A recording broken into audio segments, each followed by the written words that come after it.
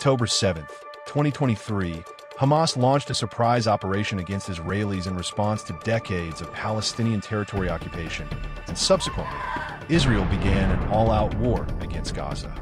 A few days later, Yahya Sari, spokesman for the Yemeni army, reacted to Israeli attacks by announcing that the country would consider any ship heading to Israel a legitimate target as long as attacks on Gaza continued, and their attacks would continue until Israeli strikes on Gaza stopped. The Houthis, given their control over Bab al-Mandab and the Red Sea, had effectively created a major challenge for Israel and its allies. On March 15th, America officially began a new round of attacks on Yemen. The US has launched a new strike against the Houthis in Yemen. 9 people have been killed in the port city of Hodeida.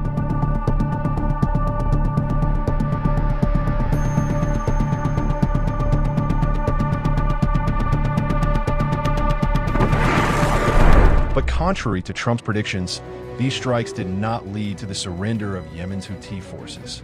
The Houthis engaged with full force and repeatedly attacked U.S. ships, resulting in the loss of 3 American F-18 fighter jets, while 8 U.S. drones were also shot down by Yemeni air defenses during this conflict. But a bigger challenge than the losses of these drones and fighters lay ahead for America. Through multiple trials and errors in their attacks, Yemeni forces had managed to expose some operational bugs in the U.S. naval fleet.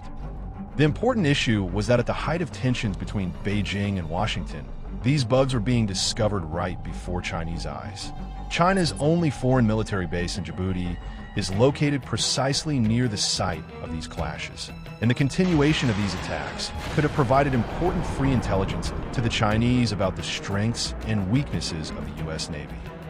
The force that is essentially America's most important arm in any potential confrontation with China.